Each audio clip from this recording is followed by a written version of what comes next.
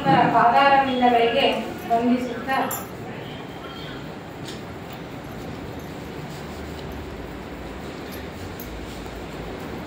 ಆತ್ಮೀಯ ಸಹೋದರ ಸಹೋದರಿಯರೇ, ಈ ಒಂದು ಸುಂದರವಾದಂತಹ ಭಾನುವಾರದ ದಿನ ಧಾರವಾಡದ ತತ್ವಾನ್ವೇಷಣ ಮಂದಿರ ಮತ್ತು ಬ್ರಹ್ಮಜ್ಞಾನ ಸಮಾಜದ ವತಿಯಿಂದ ಹಮ್ಮಿಕೊಂಡಿರ್ತಕ್ಕಂತಹ ಒಂದು ಕಾರ್ಯಕ್ರಮದಲ್ಲಿ ಇಲ್ಲಿನ ಪದಾಧಿಕಾರಿಗಳು ನನಗೂ ಕೂಡ ಒಂದು ಅವಕಾಶವನ್ನ ಒದಗಿಸ್ಕೊಟ್ಟಿದ್ದೀರಾ.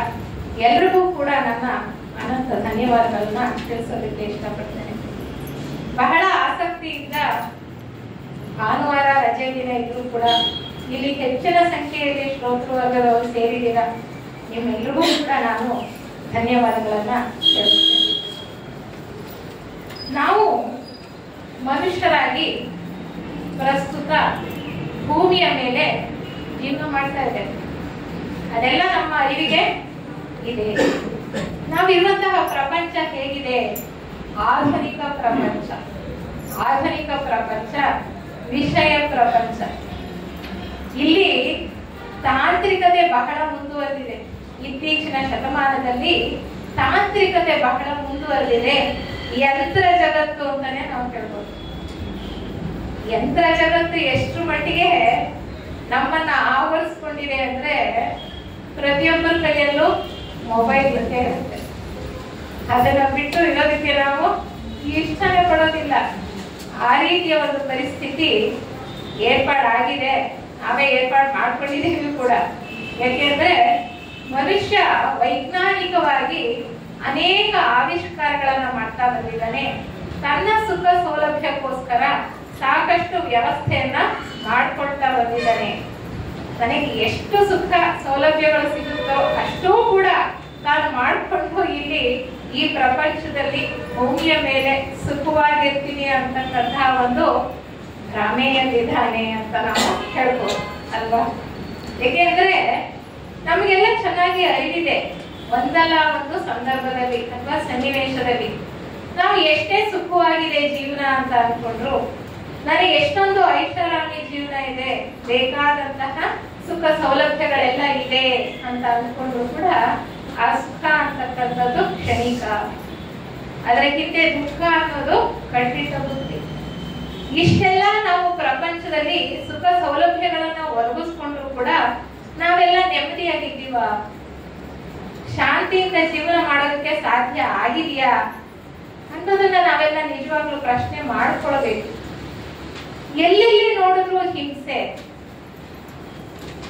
ದುಃಖ, ಯುದ್ಧಗಳು, ರಾಷ್ಟ್ರಗಳ ಮಧ್ಯೆ ಯುದ್ಧ, ಎಲ್ಲೆಲ್ಲಿ ನೋಡಿದ್ರು ಹಿಂಸಾ ಕೃತ್ಯಗಳು, ಅಪರಾಧಗಳು, ಮತ್ತೆ ನೋವು ಎಲ್ಲೆಲ್ಲೂ ಕಾಣ್ತಾ ಇರ್ತಕ್ಕಂಥದ್ದು. ಮನುಷ್ಯನ ಮನಸ್ಸು ವಿಪರೀತವಾಗಿ ಬೆಳೆದ್ಬಿಟ್ಟಿದೆ. ಎಲ್ಲವನ್ನು ಕೂಡ ಒಡೆದು ನೋಡ್ತಕ್ಕಂತಹ ಒಂದು ದೃಷ್ಟಿ ಮನುಷ್ಯನಿಗೆ. ಮನುಷ್ಯನ ಮನಸ್ಸು ಬೆಳೆದ ಹಾಗೆಲ್ಲ ಈ ಸ್ವಾರ್ಥ ಅನ್ನುವಂಥದ್ದು ಜಾಸ್ತಿ ಆಗಿದೆ. ಆಸೆ ಕೂಡ ಜಾಸ್ತಿ ಆಗಿದೆ. ಎಷ್ಟು ಅನ್ವೇಷಣೆ ಮಾಡಿ ಎಷ್ಟು ಸೌಲಭ್ಯಗಳನ್ನ ಪಡ್ಕೊಂಡ್ರು ಕೂಡ ಇನ್ನೂ ಪಡ್ಕೋಬೇಕು ಅನ್ನುವಂತಹ ವಾಂಛೆ, ಇನ್ನೂ ಪಡ್ಕೊಳ್ಬೇಕು ಅಂತಕ್ಕಂತಹ ಆಸೆ. ದಾಸರ ಹೇಳಿದ ಹಾಗೆ ಎಷ್ಟು ದೊರಕಿದರು ಮತ್ತಷ್ಟು ಆಸೆ, ಮತ್ತಷ್ಟು ದೊರಕಿದರು ಇನ್ನಷ್ಟರ ಆಸೆ ಅಂತ. ಹಾಗೆ ನಮ್ಮ ಸ್ವಾರ್ಥದಿಂದ ನಾವು ಈ ವಸ್ತು ಪ್ರಪಂಚದಲ್ಲಿ ವಸ್ತು ವಿಷಯಗಳ ಹಿಂದೆ ನಾವು ಓಡ್ತಾ ಇದ್ದೇವೆ. ಅದಕ್ಕೆ ನಮಗೆ ನೆಮ್ಮದಿ ಅಂತಕ್ಕಂಥದ್ದು ಇಲ್ಲ. ಆದ್ರೆ ನಾವು ಬಯಸ್ತಾ ಇರ್ತಕ್ಕಂತಹ ಸುಖ ನಿಜವಾದ ಸುಖನ, ಅದು ನಿಜವಾದ ಸಂತೋಷನ ಕೊಡ್ತಾ ಇದೆಯಾ ಅಂತ ನಾವು ತಿಳ್ಕೊಳ್ಬೇಕು. ಅಶಾಶ್ವತ ಅಂತ ನಾವೀಗಾಗ್ಲೇ ಅನ್ಕೊಂಡಾಯ್ತು ಅಲ್ವಾ? ಈಗಾಗಲೇ ನಮ್ಮ ನಿರ್ದೇಶಕರಿಗೆ ಹೇಳಿದ್ರು, ನಾವೆಲ್ಲ ಪರಮಾತ್ಮನ ಒಂದು ಅಂಶ. ಪರಮಾತ್ಮನ 3 ಗುಣಗಳೇನಪ್ಪ ಅಂದ್ರೆ ಸಚ್ಚಿತ್ ಆನಂದ. ಸಚ್ಚಿತ್ ಆನಂದ ಸ್ವರೂಪಿ ಪರಬ್ರಹ್ಮ ಅಂದ್ರೆ ನಿಜವಾದ ಆನಂದ ಸ್ಥಿತಿ ನಮ್ಮಲ್ಲೂ ಇದೆ. ಆದ್ರೆ ಅದನ್ನ ನಾವು ಕಂಡುಕೊಳ್ತಾ ಇಲ್ಲ. ಹೊರಗಿನ ವಸ್ತು ಪ್ರಪಂಚದಲ್ಲಿ ಸುಖವನ್ನ ಅರಸ್ಕೊಂಡು ಹೋಗ್ತಾ ಇದ್ದೇವೆ. ಸಂತೋಷ, ಕ್ಷಣಿಕ ಸಂತೋಷವನ್ನ ನಾವು ಪಡ್ಕೊಳ್ತಕ್ಕಂತಹ ಪ್ರಯತ್ನವನ್ನ ಮಾಡ್ತಾ ಇದ್ದೇವೆ. ಆದ್ರೆ ನಮ್ಮ ಒಳಗಡೆನೆ ಇರ್ತಕ್ಕಂತಹ ಆ ಸಹಜವಾಗಿಯೇ ಇರ್ತಕ್ಕಂತಹ ಸ್ಥಿತಿಯನ್ನ ನಾವು ಅನುಭವಿಸ್ತಾನೆ ಇಲ್ಲ, ಅದ್ರ ಕಡೆ ಗಮನನೂ ಇಲ್ಲ. ನಮಗೆ ಮೊದಲು ಆ ಕಡೆ ಗಮನ ಬಂದ್ರೆ ತಾನೇ ನಾವು ಅದನ್ನ ಅನುಭವಿಸ್ತಕ್ಕಂತಹ ಒಂದು ಮನಸ್ಥಿತಿಯನ್ನ ಬೆಳೆಸ್ಕೊಳ್ತಕ್ಕಂಥದ್ದು. ಎಂತಹ ವಿಪರ್ಯಾಸ ಅಲ್ಲ, ನಮ್ಮಲ್ಲಿ ಇರ್ತಕ್ಕಂತಹದ್ದನ್ನೇ ನಾವು ಕಂಡುಕೊಳ್ಳಕ್ ಆಗ್ತಾ ಇಲ್ಲ, ಹೊರಗಿನ ಪ್ರಪಂಚದಲ್ಲಿ ಇರೋದನ್ನ ನೋಡ್ತಾ ಇದ್ದೇವೆ. ಮನುಷ್ಯನಿಗೆ ಜೀವನದಲ್ಲಿ ಒಂದು ಗುರಿ ಇರಬೇಕು. ನಾವು ಏನಾದ್ರೂ ಒಂದು ಉನ್ನತವಾದಂತಹ ಗುರಿಯನ್ನು ಇಟ್ಟುಕೊಂಡು ಜೀವನ ಮಾಡ್ತಾ ಇದ್ದೇವಾ? ನಮ್ಮ ಗುರಿ ಎಲ್ಲವೂ ಕೂಡ ಲೌಕಿಕಕ್ಕೆ ಸಂಬಂಧಪಟ್ಟಿದ್ದು. ವಸ್ತುಗಳ ಸಂಗ್ರಹಣೆ, ಅಧಿಕಾರ, ಜನಪ್ರಿಯತೆ, ಇದರ ಹಿಂದೆ ಅಷ್ಟೇ. ಇವುಗಳನ್ನ ಬಳಸ್ಕೊಳ್ತಕ್ಕಂಥದ್ದೇ, ಅಥವಾ ಮನೆ ಕಟ್ಕೊಳ್ತಕ್ಕಂಥದ್ದು, ಕಾರ್ ಇಟ್ಕೊಳ್ತಕ್ಕಂಥದ್ದು, ಎಲ್ಲ ಸೌಲಭ್ಯಗಳನ್ನ ಪಡ್ಕೊಳ್ತಕ್ಕಂಥದ್ದು, ಹಣ ಸಂಪಾದನೆ, ಇದೇ ನಮ್ಮ ಗುರಿಯಾಗಿದೆ, ಇದೇ ನಮ್ಮ ಉದ್ದೇಶ ಆಗಿದೆ. ನಿಜವಾಗ್ಲೂ ಈ ಉದ್ದೇಶ ಇಟ್ಕೊಂಡು ಹೋಗ್ತಾ ಇರ್ತಕ್ಕಂತಹ ಮನುಷ್ಯ ಸರಿಯಾದ ದಾರಿಯಲ್ಲಿ ಹೋಗ್ತಾ ಇದ್ದಾನ? ಖಂಡಿತವಾಗ್ಲೂ ಇಲ್ಲ. ನಾವು ಸರಿಯಾದ ದಾರಿಯಲ್ಲಿ ಇದ್ದಿದ್ದೇ ಆದ್ರೆ ಪ್ರಪಂಚದಲ್ಲಿ ಎಲ್ಲೆಲ್ಲೂ ಸುಖ ಶಾಂತಿ ನೆಲೆಸಿರ್ಬೇಕಾಗಿತ್ತು, ಎಲ್ಲೆಲ್ಲೂ ಕೂಡ ನೆಮ್ಮದಿ ಅನ್ನೋದು ಕಾಣಬೇಕಾಗಿತ್ತು. ಆದ್ರೆ ನಾವು ಎಲ್ಲೆಲ್ಲಿ ನೋಡಿದ್ರು ಹಿಂಸೆನೆ ನೋಡ್ತಾ ಇದ್ದೇವೆ, ಎಲ್ಲೆಲ್ಲಿ ನೋಡಿದ್ರು ದುಃಖನೇ ನೋಡ್ತಾ ಇದ್ದೇವೆ. ಆ ಸುಖ ಸಂತೋಷ ಅನ್ನೋದು ನಮ್ಮಿಂದ ಬಹಳ ದೂರವಾಗಿ ಹೋಗ್ತಾ ಇದೆ. ನಾವು ಇತಿಹಾಸವನ್ನ ಗಮನಿಸಿದ್ದೇ ಆದ್ರೆ ಮನುಷ್ಯ ಅನೇಕ ಕಾಲಗಳ ಹಿಂದಿನ ಇತಿಹಾಸವನ್ನ ನೋಡ್ತಾ ಬಂದ್ರೆ ಮನುಷ್ಯನ ಉದ್ಧಾರಕ್ಕೋಸ್ಕರ, ಮನುಷ್ಯ ಸುಖ ಸಂತೋಷದಿಂದ ಬಾಳಬೇಕು, ಆತ ಉನ್ನತಿಯನ್ನ ಪಡ್ಕೊಳ್ಬೇಕು ಅನ್ನುವ ದೃಷ್ಟಿಯಲ್ಲಿ ಅನೇಕ ಮತಗಳ ಸ್ಥಾಪನೆ ಆಗಿದೆ. ಮುಂಚೆ ಇದ್ದ ಹಾಗಿರ್ಲಿಲ್ಲ ಈಗಿದ್ದ ಹಾಗಿರ್ಲಿಲ್ಲ. ಮುಂಚೆ ಪ್ರಪಂಚ ಸಂಪರ್ಕ ಸಾಧನಗಳಿರ್ಲಿಲ್ಲ. ಆಯಾ ಕಾಲಕ್ಕೆ ಆಯಾ ಸ್ಥಳಗಳಲ್ಲಿ ಇರ್ತಕ್ಕಂತಹ ಜನರಿಗೆ ಆಯಾ ಜನರ ಪ್ರಜ್ಞಾ ಮಟ್ಟಕ್ಕೆ ಅನುಸಾರವಾಗಿ ಈ ಒಂದು ಆತ್ಮಜ್ಞಾನವನ್ನ ಕೊಡಲಾಗ್ತಾ ಇತ್ತು. ಯಾಕೆಂದ್ರೆ ಆತ್ಮಜ್ಞಾನನೇ ಬಹಳ ಮುಖ್ಯ. ಆತ್ಮಜ್ಞಾನ ಅಂದ್ರೆ ಬ್ರಹ್ಮಜ್ಞಾನ, ಅಂದ್ರೆ ಪರಮಾತ್ಮನ ಬಗೆಗಿನ ಜ್ಞಾನ. ಪರಮಾತ್ಮನ ಒಂದು ಅಂಶವಾದ ನಾವು, ಅಥವಾ ಆ ಅಂಶವಾಗಿ ಆತ್ಮನಾಗಿ ನಮ್ಮಲ್ಲಿ ಇರ್ತಕ್ಕಂಥದ್ದನ್ನ ನಾವು ಕಂಡುಕೊಳ್ಬೇಕಾಗಿದೆ. ಅದೇ ನಿಜವಾದ ಮನುಷ್ಯನ ಗುರಿ. ಯಾಕೆಂದ್ರೆ ನಾವು ಇಲ್ಲಿ ಬಂದಿರ್ತಕ್ಕಂಥದ್ದು ಆತ್ಮ ವಿಕಾಸ ಆಗ್ತಾ, ಆತ್ಮ ಪರಿಪೂರ್ಣತೆಯನ್ನ ಪಡ್ಕೊಳ್ತಾ, ನಾವು ಎಲ್ಲಿಂದ ಬಂದಿದೀವೋ ಅಲ್ಲಿಗೆ ಹೋಗಿ ಸೇರೋದಕ್ಕೋಸ್ಕರ. ದಾಸರೆಷ್ಟು ಚೆನ್ನಾಗಿ ಹೇಳ್ತಾರೆ ನೋಡಿ, ಅಲ್ಲಿರುವುದು ನಮ್ಮೆಲ್ಲರ ಮನೆ, ಇಲ್ಲಿರುವುದು ಸುಮ್ಮನೆ. ನಾವು ಹೇಳ್ತೇವೆ, ಅದನ್ನ ಮೇಲ್ಮೈನಲ್ಲಿ ಅರ್ಥ ಮಾಡ್ಕೊಂಡಿದೀವೋ ಏನೋ, ಆದ್ರೆ ಆಳದಲ್ಲಿ ನಾವು ಅರ್ಥ ಮಾಡ್ಕೊಳ್ಳೋದಕ್ಕೆ ನಿಜವಾಗ್ಲೂ ಪ್ರಯತ್ನ ಪಡ್ಬೇಕಲ್ವ. ಇಲ್ಲಿ ಇರ್ತಕ್ಕಂಥದ್ದು ಸ್ವಲ್ಪ ಕಾಲ ಮಾತ್ರ. ಈ ದೇಹನೂ ಅಷ್ಟೇ, ಎಷ್ಟು ವರ್ಷ ನಾವು ಬದುಕಿರ್ತೇವೆ, ಒಂದಲ್ಲ ಒಂದು ದಿನ ಈ ದೇಹ ಇದು ಹೋಗುವಂತದ್ದೇ. ಈ ದೇಹದಲ್ಲಿ ಇರ್ತಕ್ಕಂತಹ ಅಣು ಪರಮಾಣುಗಳೆಲ್ಲ ಆ ಪಂಚಭೂತಗಳಲ್ಲಿ ಸೇರಿ ಹೋಗ್ತಕ್ಕಂಥದ್ದೇ. ಶಾಶ್ವತವಾಗಿರ್ತಕ್ಕಂಥದ್ದು ಯಾವುದು? ಹಾಗಾದ್ರೆ ಆ ಒಂದು ಆತ್ಮತತ್ವ ಮಾತ್ರನೇ ಶಾಶ್ವತವಾಗಿರ್ತಕ್ಕಂಥದ್ದು. ಈ ಒಂದು ದೃಷ್ಟಿಯಲ್ಲಿ ಇದನ್ನ ಚೆನ್ನಾಗಿ ಮನುಷ್ಯನಿಗೆ ಮನವರಿಕೆ ಮಾಡಿಕೊಡ್ಬೇಕು ಅನ್ನುವಂತಹ ನಿಟ್ಟಿನಲ್ಲಿ ಅನೇಕ ಮತಧರ್ಮಗಳ ಸ್ಥಾಪನೆ ಆಯಿತು ನಾವು ಇತಿಹಾಸವನ್ನ ನೋಡ್ತಾ ಬಂದ್ರೆ. ಆದ್ರೆ ಕಾಲಾಂತರದಲ್ಲಿ ಮನುಷ್ಯನ ಸ್ವಾರ್ಥ ಏನ್ ಮಾಡ್ತು, ಈ ಮತಗಳು ಹೇಳಿರ್ತಕ್ಕಂತಹ ಮೂಲ ಸತ್ಯವನ್ನ ಕೈಬಿಟ್ಟು ಬರೀ ಸಂಪ್ರದಾಯಗಳು, ಆಚರಣೆಗಳು, ಆಡಂಬರವನ್ನ ಮಾತ್ರ ಮನುಷ್ಯ ಹಿಡ್ಕೊಳ್ತಾ ಬಂದ. ಬರೀ ಸಂಪ್ರದಾಯಗಳು, ಪೂಜೆ ಪುನಸ್ಕಾರಗಳು, ಅರ್ಥವಿಲ್ಲದ ಪೂಜೆ ಪುನಸ್ಕಾರಗಳು. ಅರ್ಥ ಇದ್ದು ಮಾಡಿದ್ರೆ ಅದ್ರ ಬೆಲೆನೇ ಬೇರೆ. ಆದ್ರೆ ನಾವು ಮಾಡ್ತಾ ಇರೋದು ಎಷ್ಟೋ ಸರಿ ಮಾಡ್ತಾ ಇರ್ತಕ್ಕಂತಹ ಆಚರಣೆಗಳಿಗೆ ಅರ್ಥನೇ ಗೊತ್ತಿರೋದಿಲ್ಲ. ನಿಜವಾಗ್ಲೂ ಮೂಲದಲ್ಲಿ ಎಲ್ಲಾ ಮತಗಳ ಸತ್ಯನೂ ಒಂದೇ. ಎಷ್ಟೋ ಮತಗಳು ಬಂದು ಹೋಯ್ತಲ್ವಾ. ಸನಾತನ ಧರ್ಮ ಅಥವಾ ಸನಾತನ ಜ್ಞಾನದಿಂದಲೇ ಎಲ್ಲ ಮತಗಳು ಕೂಡ ಹುಟ್ಕೊಂಡ್ರು. ಆ ಎಲ್ಲಾ ಮತಗಳಲ್ಲಿ ಇರ್ತಕ್ಕಂಥ ಸತ್ಯ ಒಂದೇ ಆದ್ರೂ ಕೂಡ ಎಲ್ಲ ಮತಗಳಲ್ಲೂ ಕೂಡ ಕಾಲಾಂತರದಲ್ಲಿ ಮನುಷ್ಯನ ಸ್ವಾರ್ಥ ಸ್ವಭಾವದಿಂದ ಬರೀ ಆಚರಣೆ ಆಡಂಬರಿಗಳಿಗೆ ಮಾತ್ರ ಬೆಲೆಯನ್ನ ನಾವು ಕೊಡ್ತಾ ಇದ್ದೀವಿ. ಮೂಲ ಸತ್ಯವನ್ನ ಮರೆತು ಹೋಗ್ತಾ ಇದ್ದೇವೆ. ಯಾಕೆಂದ್ರೆ ಈ ದೇಹ ನಾನಲ್ಲ. ಮನುಷ್ಯ ಚೆನ್ನಾಗಿ ಅರ್ಥೈಸ್ಕೊಳ್ಬೇಕು. ಯಾಕೆಂದ್ರೆ ದೇಹ ಶಾಶ್ವತ ಅಲ್ಲ, ಇವತ್ತಲ್ಲ ನಾಳೆ ಹೋಗ್ತಕ್ಕಂಥ.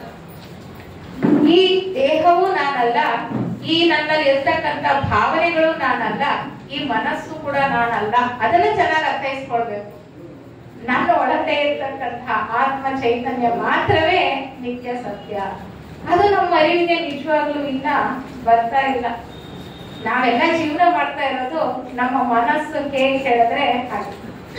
ನನ್ನ ಮನಸ್ಸು ಬಂದ ಹಾಗೆ ನಾನು ಮಾಡ್ತಾ ಇದ್ದೇನೆ, ಇಲ್ಲ ನನ್ನ ಮನಸ್ಸಿಗೆ ಇದು ಸರಿ ಅನ್ನಿಸ್ತಾ ಇದೆ ನಾನು ಮಾಡ್ತಾ ಇದ್ದೇನೆ. ಹೌದು, ಮನಸ್ಸು ಮನುಷ್ಯನಿಗೆ ಬಹಳ ಮುಖ್ಯವಾಗಿರ್ತಕ್ಕಂತಹ ಸಾಧನ ಆಧ್ಯಾತ್ಮ ಮಾರ್ಗದಲ್ಲಿ ಮುಂದುವರಿಯುತ್ತೆ.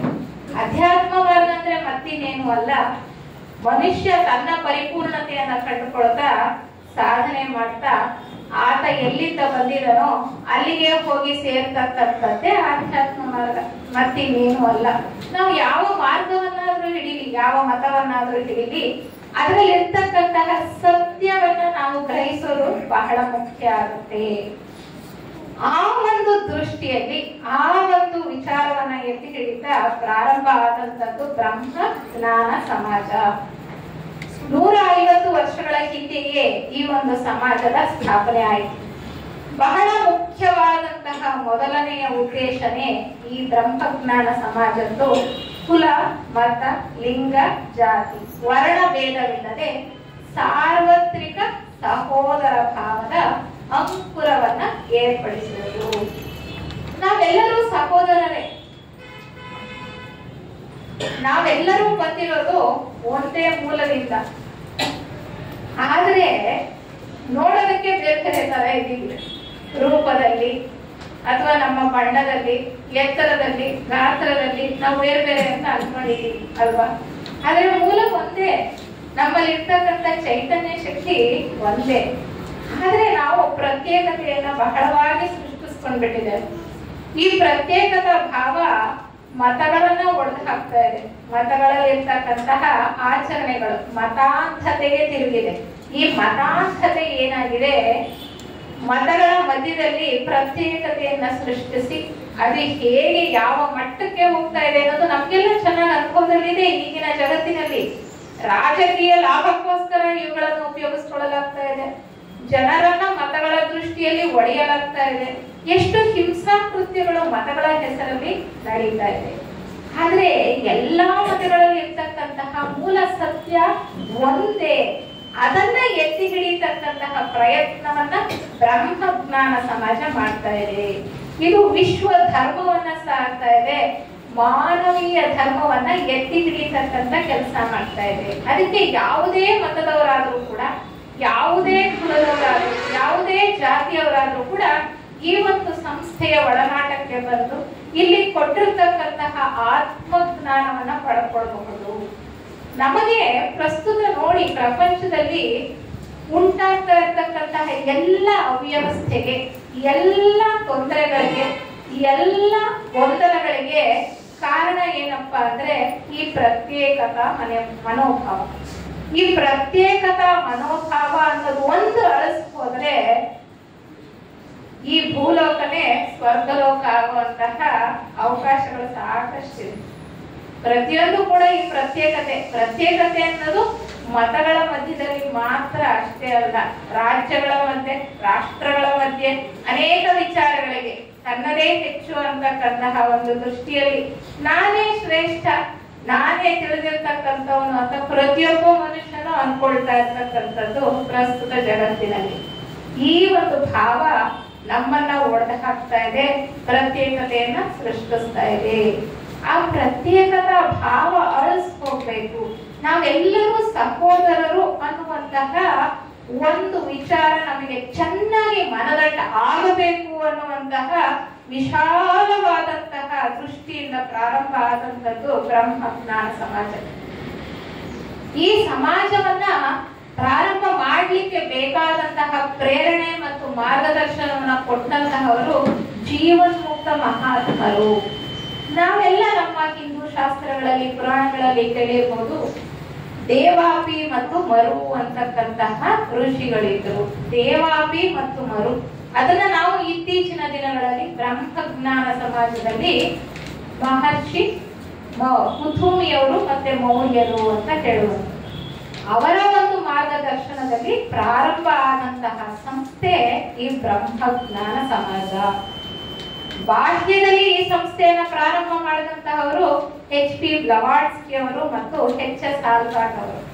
HP ಬ್ಲವಾಟ್ಸ್ಕಿ ಅವರು ರಷ್ಯಾ ದೇಶದವರು, HS ಆಲ್ಕಾಟ್ ಅವರು ಅಮೆರಿಕ ದೇಶದವರು. ನಾನೀಗಾಗಲೇ ಹೇಳಿದೆ, ಈ ಸಮಾಜದ ಉದ್ದೇಶ ಕುಲ, ಮತ, ಲಿಂಗ, ಜಾತಿ ಭೇದ ಇಲ್ಲದಲೇ ಸಾರ್ವತ್ರಿಕ ಸಹೋದರ ಭಾವದ ಅಂಕುರವನ್ನು ಸ್ಥಾಪಿಸೋದು. ಹಾಗಿರುವಾಗ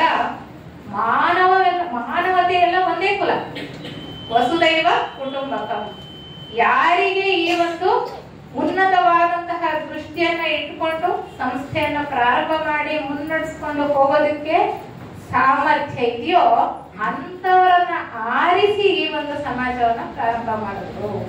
ಇಲ್ಲಿ ಯಾವುದೇ ಒಂದು ದೇಶ ಅಥವಾ ಕುಲ, ಮತ ಅಲ್ಲಿ ಮುಖ್ಯವಾಗ್ಲಿಲ್ಲ. ಯಾರಿಗೆ? ಜೀವನ್ಮುಕ್ತ ಮಹಾತ್ಮರಿಗೆ.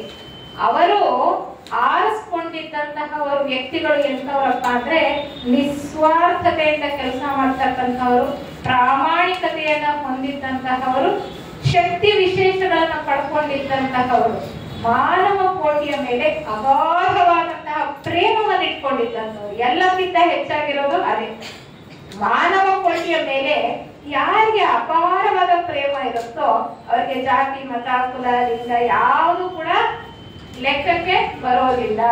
ಮಹಾತ್ಮರ ದೃಷ್ಟಿಯಲ್ಲಿ ಮಾನದಂಡ ಅಂದ್ರೆ ಯಾವುದು? ಪ್ರಾಮಾಣಿಕತೆ, ನಿಸ್ವಾರ್ಥತೆ ಮತ್ತು ಆ ಪ್ರೇಮ ಮನೋಭಾವ. ಅದಕ್ಕೆ ಯಾರೋ ಇಲ್ಲಿ ಬ್ರಹ್ಮಜ್ಞಾನ ಸಮಾಜ ಅಂದ್ರೆ ಯಾರೋ ಫಾರಿನರ್ಸ್ ಬಂದು ಪ್ರಾರಂಭ ಮಾಡಿದಂತಹ ಸಮಾಜ, ನಮಗೂ ಅದಕ್ಕೂ ಸಂಬಂಧ ಇಲ್ಲ ಅಥವಾ ನಮಗೆ ಯಾಕೆ ಬೇಕು ಅನ್ನುವಂತಹ ಧೋರಣೆಯನ್ನ ಇಟ್ಕೊಳ್ಳೋದು ತಪ್ಪು. ಮನುಷ್ಯ ವಿಶಾಲವಾದ ದೃಷ್ಟಿಯಿಂದ ಯೋಚನೆ ಮಾಡ್ಬೇಕು, ಅದು ಬಹಳ ಮುಖ್ಯ. ಸಹೋದರರು ಅಂದ್ರೆ ಯಾರು? ನಾವು ತಿಳ್ಕೊಂಡಿರೋ ಹಾಗೆ ಸಹೋದರರು ಅಂದ್ರೆ ಒಡ ಹುಟ್ಟಿದವರೆಲ್ಲ ಸಹೋದರರು ಅಂತ ನಾವು ಅನ್ಕೊಳ್ತೀವಿ. ಒಬ್ಬ ತಾಯಿಯಿಂದ ಜನ್ಮವನ್ನ ಪಡ್ಕೊಂಡಿರ್ತಕ್ಕಂಥವ್ರು ಸಹೋದರರು ಅನ್ನುವಂತಹ ಭಾವ. ಇಲ್ಲ, ಒಂದೇ ಕುಟುಂಬಕ್ಕೆ ಸೇರಿರೋರು ಕೂಡ ಕಸಿನ್ಸ್ ಅಂತ ಹೇಳ್ತೀವಿ, ಅವರು ಕೂಡ ನಮ್ಮ ಸಹೋದರರು ಅನ್ನುವಂತಹ ಒಂದು ದೃಷ್ಟಿ ಒಂದು ಮಟ್ಟಕ್ಕೆ. ಆದ್ರೆ ಸಹೋದರ ಭಾವ ಅಂತಕ್ಕಂಥದ್ದು ಬರೀ ಒಂದು ಕುಟುಂಬಕ್ಕೆ ಅಥವಾ ಒಂದು ಬಳಗಕ್ಕೆ, ಒಂದು ಜಾತಿಗೆ, ಒಂದು ರಾಜ್ಯಕ್ಕೆ, ಒಂದು ದೇಶಕ್ಕೆ ಸೀಮಿತವಾದದ್ದಲ್ಲ. ಮನುಷ್ಯ ವರ್ಗಕ್ಕೂ ಸೀಮಿತವಾದದ್ದಲ್ಲ. ಅದನ್ನ ನಾವು ಚೆನ್ನಾಗಿ ತಿಳ್ಕೊಳ್ಬೇಕು. ಏಕೆಂದ್ರೆ ಸೃಷ್ಟಿಯಲ್ಲಿ ಪ್ರತಿಯೊಂದು ಕೂಡ ಬಂದಿದ್ದು ಎಲ್ಲಿಂದ? ಆ ಒಂದು ಏಕಮೇವಾದ್ವಿತೀಯ ಚೈತನ್ಯದಿಂದನೇ ಪ್ರತಿಯೊಂದು ಕೂಡ ಹೊರಬಂದಂಥದ್ದು. ಆ ಪರಮಾತ್ಮ ತತ್ವದಿಂದನೇ ಎಲ್ಲವೂ ಬಂದಂಥದ್ದು. ಅದನ್ನೇ ನಮ್ಮ ಈ ಉಪನಿಷತ್ತುಗಳಲ್ಲಿ ಹೇಳ್ತಕ್ಕಂಥದ್ದು ಹಿರಣ್ಯ ಗರ್ಭ.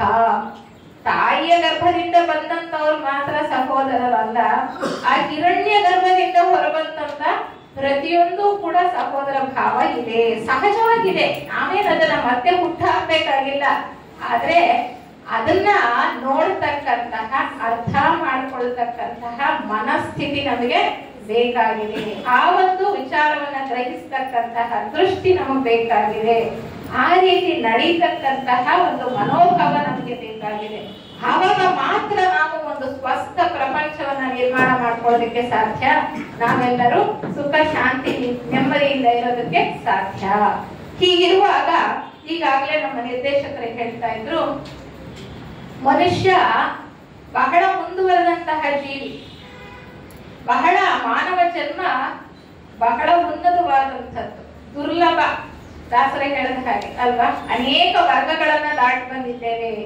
ಭೂತ ವರ್ಗಗಳು, ಖನಿಜ, ಸಸ್ಯ, ಪ್ರಾಣಿ. ವೈಜ್ಞಾನಿಕವಾಗಿ ಕೂಡ ಇದನ್ನ ಸಾಕಷ್ಟು ನಿದರ್ಶನಗಳಿಂದ, ಪ್ರಯೋಗಗಳಿಂದ ಕಂಡು ಹಿಡ್ಕೊಂಡಿದಾರಲ್ವಾ. ನಾವೆಲ್ಲ ಹೇಳ್ತೀವಲ್ಲ, ಮಂಗನಿಂದ ಮಾನವ ಅಂತ. ಹಾಗೆ ಪ್ರಾಣಿಗಳಿಂದ ಮನುಷ್ಯರು ಬಂದಿದ್ರೆ ಸಸ್ಯಗಳಿಂದ ಪ್ರಾಣಿಗಳು.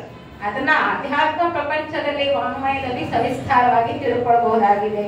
ಹಾಗಾದ್ರೆ ಬರೀ ಮನುಷ್ಯರಷ್ಟೇ ಅಲ್ಲ, ಮನುಷ್ಯ ಅತ್ಯಂತ ಮುಂದುವರೆದಿರ್ತಕ್ಕಂತಹ ಜೀವಿ ಅಥವಾ ಅತ್ಯಂತ ಮುಂದುವರೆದಿರ್ತಕ್ಕಂತಹ ಪ್ರಾಣಿ ಭೂಮಿ ಮೇಲೆ.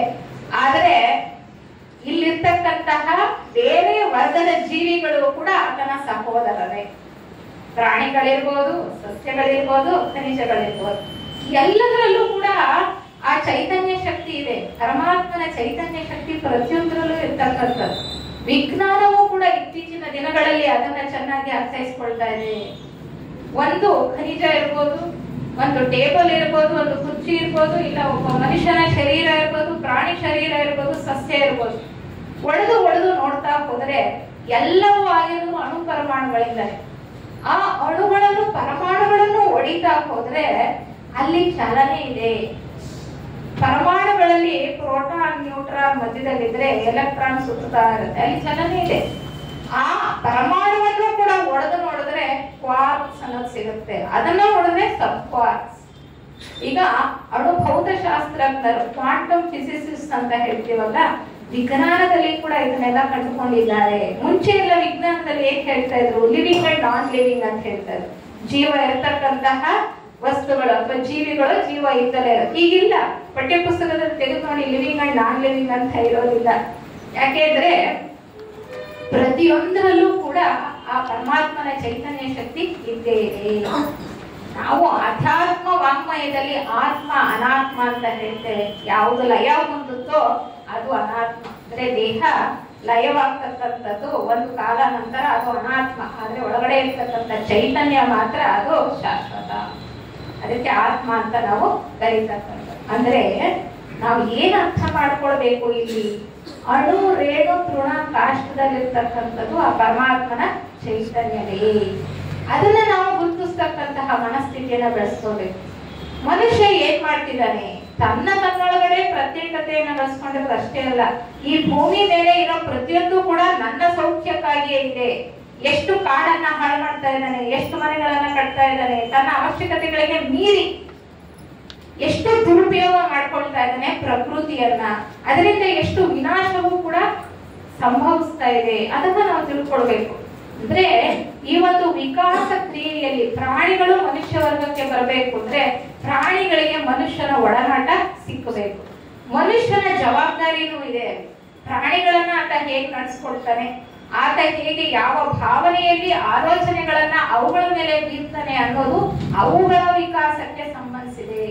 ಹೀಗೆ ಎಲ್ಲವೂ ಕೂಡ ಸೃಷ್ಟಿಯಲ್ಲಿ ಒಂದಕ್ಕೆ ಒಂದು ಸಂಬಂಧ ಪಟ್ಟಿರ್ತಕ್ಕಂಥದ್ದೇ, ಒಂದು ಮತ್ತೊಂದನ್ನ ಅವಲಂಬಿಸಿ ಇಲ್ಲಿ ವಿಕಾಸ ಆಗ್ತಾ ಇರ್ತಕ್ಕಂಥದ್ದೇ. ಹಾಗಿರುವಾಗ ನಾವು ಎಷ್ಟು ಮಟ್ಟಿಗೆ ಜಾಗೃತರಾಗಬೇಕು, ಎಷ್ಟು ಮಟ್ಟಿಗೆ ನಾವು ಹುಷಾರಾಗಿ ಜೀವನವನ್ನ ನಡೆಸಬೇಕು. ನಮ್ಮ ಆತ್ಮೋನ್ನತಿ ಆಗ್ಬೇಕು ಅಂದ್ರೆ ನಾವು ಮುಕ್ತಿಯನ್ನ ಪಟ್ಟು, ನಾವೆಲ್ಲ ತುಂಬಾ ಸುಲಭವಾಗಿ ಹೇಳ್ಬಿಡ್ತೇವೆ, ಸಂಸಾರ ಸಾಕಪ್ಪ, ಸಂಸಾರ ಸಾಕ, ಸಂಸಾರದಲ್ಲಿನ ಜಂಜಾಟ ನನಗೆ ಬೇಡ, ಇಲ್ಲಿ ಬರ್ತಕ್ಕಂಥ ಕಷ್ಟ ನೋವುಗಳನ್ನ ಅನುಭವಿಸಿ ಸಾಕಾಗಿ ಹೋಗಿದೆ, ಪರಮಾತ್ಮ ನೀನ್ ನನ್ನ ಕರ್ಕೊಂಡ್ಬಿಡಪ್ಪ, ನನಗೆ ಮುಕ್ತಿ ಕೊಡ್ಬಿಡು ಅಂತ ಹೇಳ್ತೀವಿ.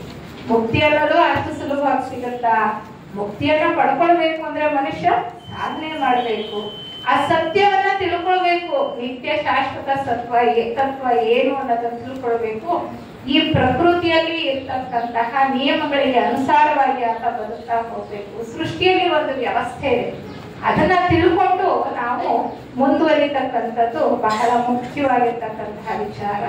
ಅದಕ್ಕೆ ನೋಡಿ, ಈ ಒಂದು ಬ್ರಹ್ಮಜ್ಞಾನ ಸಮಾಜದ 2ನೇ ಅಂತಾರಾಷ್ಟ್ರೀಯ ಅಧ್ಯಕ್ಷರಾಗಿದ್ದವರು ಯಾರು? Doctor Ali Besant. Ali Besant ಬಗ್ಗೆ ಎಲ್ಲರೂ ತಿಳ್ಕೊಂಡಿರ್ತಾರೆ, ಪಠ್ಯ ಪುಸ್ತಕಗಳಲ್ಲೂ ಕೂಡ ಅವರ ಬಗ್ಗೆ ಇದೆ. ಅವರು ಲಂಡನ್ ಅವರಾದ್ರೂ ಕೂಡ ಭಾರತಕ್ಕೆ ಬಂದು ಭಾರತೀಯತೆಯನ್ನ ಅವರು ಮೈಗೂಡಿಸ್ಕೊಂಡಿದ್ರು. ಭಾರತೀಯರಿಗಿಂತ ಹೆಚ್ಚಾಗಿ ಭಾರತೀಯತೆಯನ್ನು ಮೈಗೂಡಿಸ್ಕೊಂಡಿದ್ರು. ನಮ್ಮ ವೇದ ಉಪನಿಷತ್ತುಗಳನ್ನ ಅವರು ಸವಿಸ್ತಾರವಾಗಿ ವ್ಯಾಸಂಗ ಮಾಡಿದ್ರು. ಭಗವದ್ಗೀತೆಗೆ ಭಾಷ್ಯವನ್ನ ಕೂಡ ಬರೆದ್ರು. ಇಲ್ಲಿ ಜ್ಞಾನಕ್ಕೆ ದೇಶ ಮತ ಕುಲ ಮುಖ್ಯ ಅಲ್ಲ, ಅದನ್ನ ನಾವು ಗಮನಿಸ್ಬೇಕು. ನಾವು ತಿಳ್ಕೊಂಡಿರೋದಕ್ಕಿಂತ ಹೆಚ್ಚಾಗಿ ಅವರು ತಿಳ್ಕೊಂಡು ನಮಗೆ ಅದರ ವಿಚಾರವನ್ನ, ನಮ್ಮ ವಿಚಾರವನ್ನ ನಮಗೆ ಹೆಚ್ಚು ಚೆನ್ನಾಗಿ ಮನದಟ್ಟು ಮಾಡಿಕೊಡುವಂತಹ ಒಂದು ಪ್ರಯತ್ನವನ್ನ ಅವರು ದಿಟ್ಟತನದಿಂದ ಮಾಡ್ತಾ ಬಂದ್ರು. ಆಗ ಬ್ರಿಟಿಷರು ಭಾರತವನ್ನ ತನ್ನ ಅಧೀನದಲ್ಲಿ ಇಟ್ಕೊಂಡಿದ್ದಂಥದ್ದು. ಆಕೆ ಬ್ರಿಟಿಷ್ ಮಹಿಳೆಯಾಗಿ ಬ್ರಿಟಿಷರ ವಿರುದ್ಧನೇ ಹೋರಾಡ್ತ ನಮಗೆ ಸ್ವಾತಂತ್ರ್ಯವನ್ನ ಕೊಡಿಸ್ತಕ್ಕಂಥ ಪ್ರಯತ್ನ ಮಾಡಿದ್ರು. ಸ್ವಾತಂತ್ರ್ಯ ಬರೀ ರಾಜಕೀಯ ದೃಷ್ಟಿಯಲ್ಲ, ಆಧ್ಯಾತ್ಮಿಕ ಸ್ವಾತಂತ್ರ್ಯ. ಯಾಕೆಂದ್ರೆ ನಮ್ಮ ಧರ್ಮವನ್ನ ಅಷ್ಟರ ಮಟ್ಟಿಗೆ ಅವರು ತುಳಿದಿದ್ರು. ಧರ್ಮವನ್ನ ತುಳಿದ್ರೆ ಮಾತ್ರನೇ ಅವರು ನಮ್ಮ ಮೇಲೆ ಮೇಲ್ಗೈ ಸಾಧಿಸೋದಕ್ಕೆ ಸಾಧ್ಯ ಅನ್ನೋದನ್ನ ಅವ್ರಿಗೆ ಗೊತ್ತಿತ್ತು. ಅದಕ್ಕೆ ನಮ್ಮ ಧರ್ಮ ಅಧೋಗತಿಗೆ ಹೋಗಿ ನಿಂತಿತ್ತು. ಮಾನವನ ಪುನರುತ್ಥಾನ ಆಗ್ಬೇಕಾಗಿತ್ತು. ಮಾನವ ಮತ್ತೆ ಎದ್ದು ನಿಂತು ಆತ ಸರಿಯಾದ ದಾರಿಯಲ್ಲಿ ನಡಿಬೇಕಾಗಿತ್ತು. ಸನಾತನ ಧರ್ಮವನ್ನ ಎತ್ತಿ ಹಿಡಿದಂತಹ ದೇಶ ಭಾರತ. ಅದಕ್ಕೆ ಬ್ರಹ್ಮಜ್ಞಾನ ಸಮಾಜ 1875 ನವೆಂಬರ್ 17ನೇ ತಾರೀಕು ಅಮೆರಿಕದ ನ್ಯೂಯಾರ್ಕ್ನಲ್ಲಿ ಪ್ರಾರಂಭ ಆದ್ರೂ ಕೂಡ ಕೆಲವೇ ವರ್ಷಗಳಲ್ಲಿ ಭಾರತಕ್ಕೆ ಅದರ ಅಂತಾರಾಷ್ಟ್ರೀಯ ಕಚೇರಿಯನ್ನ ವರ್ಗಾಯಿಸಲಾಯಿತು. ಯಾಕೆಂದ್ರೆ ಭಾರತ ಸನಾತನ ಜ್ಞಾನಕ್ಕೆ, ಸನಾತನ ಧರ್ಮಕ್ಕೆ ಹೆಸರಾಗಿದ್ದಂಥದ್ದು. ಇಲ್ಲೇ ಎಷ್ಟು ಜನ ಋಷಿ ಮುನಿಗಳು ಮಹಾತ್ಮರು ಬಾಳಿ ಬದುಕಿ ಆ ಒಂದು ಜ್ಞಾನವನ್ನ ಕೊಟ್ಟಿದ್ದು. ಪೌರ್ವಾತ್ಯ ಜ್ಞಾನ ಅಂದ್ರೆ ಬಹಳ ವಿಶೇಷವಾದಂತಹ ಜ್ಞಾನ, ಕೆಲವರು ಮಾತ್ರ ಕಂಡುಕೊಂಡಿದ್ರು. ಪಾಶ್ಚಾತ್ಯರಿಗೆ ಅದರ ಗಾಳಿಗಂಧ ಇರಲಿಲ್ಲ. ಇಲ್ಲಿರ್ತಕ್ಕಂತಹ ಉನ್ನತವಾದಂತಹ ಜ್ಞಾನವನ್ನ ಅವರು ತಿಳ್ಕೊಂಡು ಅರ್ಥೈಸ್ಕೊಂಡು ಪಾಶ್ಚಿಮಾತ್ಯರಿಗೂ ತಿಳಿಸ್ತಕ್ಕಂತಹ ಪ್ರಯತ್ನವನ್ನ ಅವರು ಮಾಡಿದ್ರು. ಆದ್ರೆ ನಾವೇನ್ ಮಾಡ್ತಾ ಇದ್ದೀವಿ? ನಾವು ಪಾಶ್ಚಾತ್ಯರ ರೀತಿ ನೀತಿಗಳನ್ನ ಅನುಸರಿಸ್ತಾ ಹೊರಟಿದ್ದೇವೆ. ನಮ್ಮ ಧರ್ಮವನ್ನ ಕೈಬಿಟ್ಟಿದ್ದೇವೆ, ನಮ್ಮ ಸನಾತನ ಜ್ಞಾನವನ್ನ ಮರ್ತು ಹೋಗ್ತಾ ಇದ್ದೇವೆ. ಅವರು ಹೇಗಿದ್ರು ಹಾಗೆ ವೆಸ್ಟರ್ನೈಸ್ ಆಗಿರ್ಬೇಕು ಅನ್ನುವಂತಹ ಒಂದು ಕುಚ್ಚಿಗೆ ನಾವು ಬಿದ್ದಿದ್ದೇವೆ. ಅದು ಸರಿಯಲ್ಲ ಅನ್ನೋದನ್ನ ಅನಿಬೆ ಸೆಂಟ್ರು ನಮ್ಗೆ ತೋರಿಸ್ಕೊಟ್ರು. ಸನಾತನ ಧರ್ಮ ಇಲ್ಲೇ ಬಹಳ ಚೆನ್ನಾಗಿ ಕೆಲಸ ಮಾಡ್ತಾ ಇರ್ತಕ್ಕಂಥದ್ದು ಈ ಹಿಂದೂ ದೇಶದಲ್ಲೇ. ಅದು ಇನ್ನ ಪ್ರವೃತ್ತಮಾನಕ್ಕೆ ಬಂದು ಇಲ್ಲಿ ಜನ ಎಚ್ಚೆತ್ಕೊಳ್ಬೇಕು ಅಂತ ಹೇಳಿದ್ರು. ಅಂತಹ ಅನಿಬೆ ಸೆಂಟ್ರು ನಮ್ಮ ಬ್ರಹ್ಮಜ್ಞಾನ ಸಮಾಜದ ಸಾರ್ವತ್ರಿಕ ಪ್ರಾರ್ಥನೆಯನ್ನ ರಚಿಸಿದ್ರು. ನಾವ್ ಈಗ ತಾನೇ ಬೆಳಿಗ್ಗೆ ಪ್ರಾರ್ಥನೆಯ ನಂತರ ಸಾರ್ವತ್ರಿಕ ಪ್ರಾರ್ಥನೆಯನ್ನು ಕೂಡ ನಮ್ಮ ಸೋದರಿಯವರು ಹೇಳಿಕೊಟ್ರು. ಪ್ರತಿ ಅಣುವಿನಲ್ಲಿಯೂ ಚಲಿಸುತ್ತಿರುವ ಗುಪ್ತ ಚೇತನವೇ, ಪ್ರತಿಯೊಂದು ಅಣುರೇಣು ದೃಢಕಾಶದಲ್ಲಿ ಆ ಪರಮಾತ್ಮನ ಚೈತನ್ಯ ಇದೆ.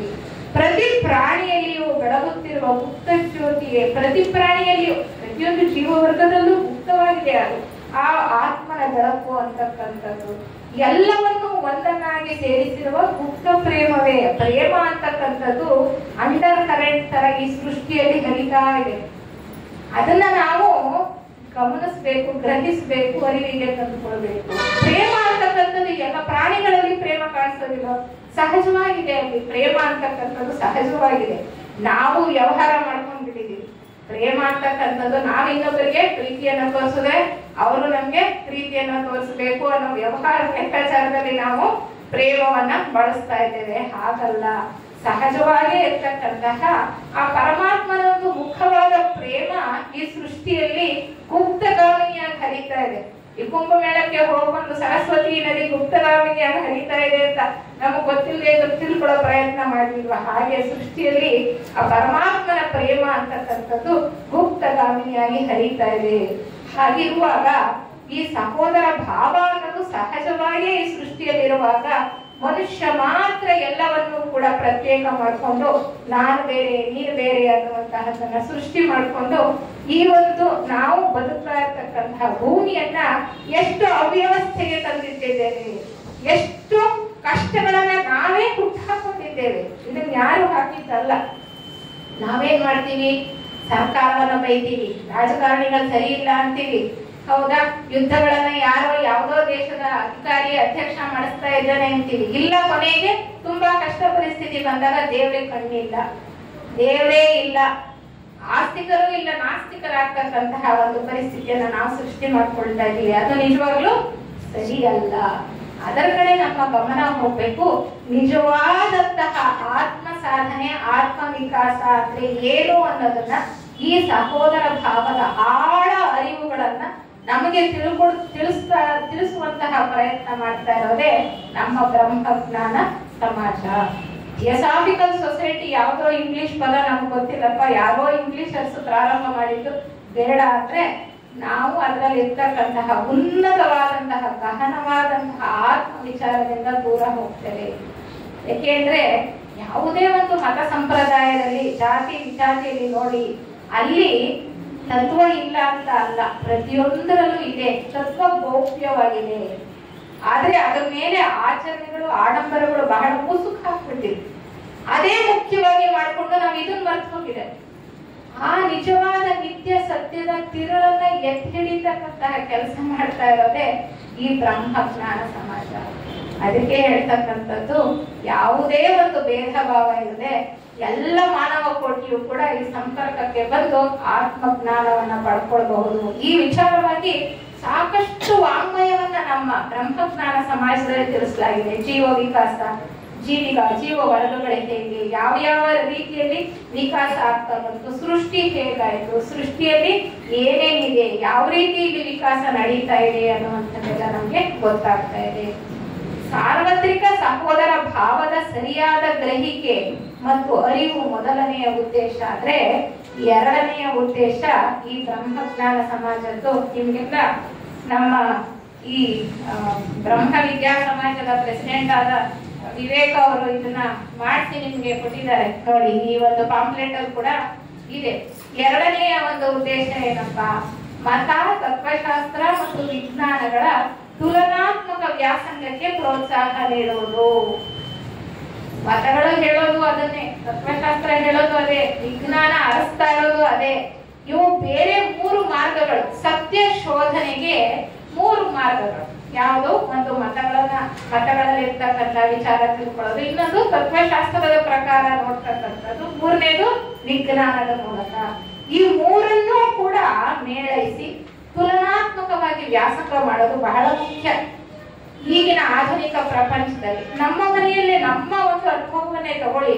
ನಮ್ಮ ಮಕ್ಕಳಿಗೆ ನಾವು ಏನಾದ್ರೂ ಹೇಳಕ್ ಹೋದ್ರೆ ಅವರು ನಮ್ಗೆ ಪ್ರಶ್ನೆ ಮಾಡ್ತಾರೆ, ಅದಕ್ಕೆ ನಿದರ್ಶನ ಏನು, ಅದಕ್ಕೆ ನೀನ್ ಹೇಗೆ ಇದು ಸರಿ ಅಂತ ಹೇಳ್ತೀಯ ಅನ್ನುವಂಥದ್ದು ಅಲ್ವಾ. ಅದಕ್ಕೆ ಕೇಳತಕ್ಕಂಥ ಉತ್ತರ ನಮ್ಮಲ್ಲಿ ಇರಲ್ಲ.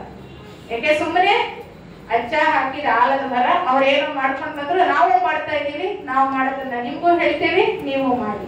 ಅಂದ್ರೆ ಕುರುಡರಾಗಿ ಅಂಧಾಚರಣೆಯಲ್ಲಿ ಹೋಗೋದು ಬೇಡ. ಆತ್ಮಜ್ಞಾನವನ್ನು ಕೂಡ ನಾವು ಬಹಳ ಚೆನ್ನಾಗಿ ವ್ಯಾಸಂಗ ಮಾಡಿ ತಿಳ್ಕೊಳ್ಬೇಕಾಗಿದೆ. ವೈಜ್ಞಾನಿಕ ದೃಷ್ಟಿಕೋನ ಬೇಕಾಗಿದೆ ಮತಗಳಿಗೆ. ಈಗಿನ ಜಗತ್ತಿನಲ್ಲಿ ಮತಗಳಿಗೆ ವೈಜ್ಞಾನಿಕ ದೃಷ್ಟಿಕೋನ ಬೇಕಾಗಿದೆ. ಅದೇ ರೀತಿ ವಿಜ್ಞಾನಕ್ಕೆ ಧರ್ಮದ ತಳಹದಿಯೂ ಬೇಕಾಗಿದೆ. ವಿಜ್ಞಾನದಲ್ಲಿ ಅನೇಕ ಆವಿಷ್ಕಾರಗಳಾಗ್ಬಿಟ್ಟಿದೆ, ಅದನ್ನ ನಾವು ತಪ್ಪು ಬಳಕೆ ಮಾಡ್ಕೊಳ್ಬಹುದು. ಅದಕ್ಕೆ ಒಂದು ನೈತಿಕ ಮತ್ತೆ ಧಾರ್ಮಿಕ ತಳಹದಿ ಇದ್ರೆ ವಿಜ್ಞಾನವನ್ನ ಸರಿಯಾದ ರೀತಿಯಲ್ಲಿ ಉಪಯೋಗಿಸ್ಕೊಳ್ಬಹುದು. ಅದೇ ರೀತಿ ಮತಗಳಿಗೆ ಒಂದು ವಿಜ್ಞಾನದ ದೃಷ್ಟಿಕೋನ ಇದ್ರೆ ನಾವು ಅಂಧಾಚರಣೆಗೆ ಹೋಗಲ್ಲ, ಬರೀ ಆಡಂಬರ ಸಂಪ್ರದಾಯಗಳಿಗೆ ಅಂಟ್ಕೊಳ್ಳಲ್ಲ. ಅದರಲ್ಲಿ ಇರ್ತಕ್ಕಂತಹ ಸತ್ಯವನ್ನ ತಿಳ್ಕೊಳ್ತಕ್ಕಂತಹ ಒಂದು ದೃಷ್ಟಿಯನ್ನ ನಾವು ಬೆಳೆಸ್ಕೊಳ್ತೇವೆ. ಮತ್ತು ತತ್ವಶಾಸ್ತ್ರದಲ್ಲಿ ಏನ್ ಹೇಳ್ತಾರೆ, ಭಗವಂತನಿಗೂ ಮನುಷ್ಯನಿಗೂ ಈ ಪ್ರಕೃತಿಗೂ ಇರ್ತಕ್ಕಂತಹ ಸಂಬಂಧ ಏನು ಅನ್ನೋದನ್ನ ಬಹಳ ತಾರ್ಕಿಕವಾಗಿ ವಿಚಾರ ಮಾಡತಕ್ಕಂತಹ ಒಂದು ದೃಷ್ಟಿಕೋನ ತತ್ವಶಾಸ್ತ್ರಕ್ಕೆ ಅಲ್ವಾ. ಯಾಕೆಂದ್ರೆ ಮನುಷ್ಯನ ಮನಸ್ಸು ಕೂಡ ಕೆಲಸ ಮಾಡೋದು ಹಾಗೆ.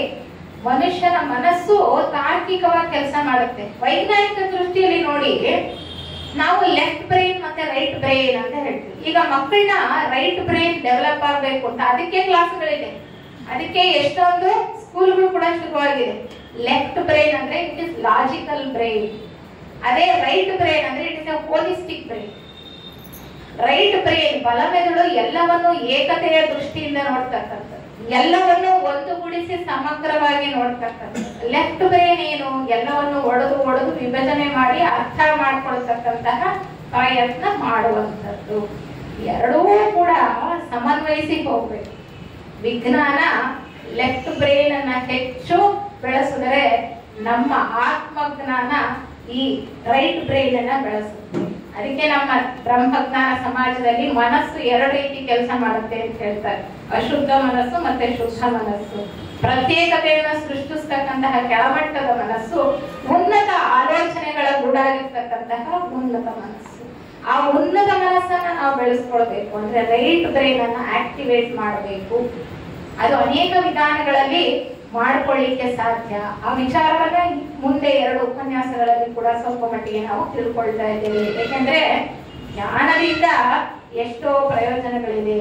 ಅದು ಹೇಗೆ ನಾವು ನಮ್ಮ ಪ್ರಜ್ಞೆಯನ್ನ ಉನ್ನತ ಮಟ್ಟಕ್ಕೆ ತೆಗೆದುಕೊಂಡು ಹೋಗ್ಬೋದು ಅನ್ನೋ ವಿಚಾರವನ್ನ ತಿಳ್ಕೊಳ್ತೇವೆ. ಆ ಎಲ್ಲ ವಿಚಾರಗಳನ್ನು ಕೂಡ ನಮ್ಮ ಬ್ರಹ್ಮಜ್ಞಾನ ಸಮಾಜದಲ್ಲಿ ಸವಿಸ್ತಾರವಾಗಿ ಹೇಳಿದ್ದಾರೆ.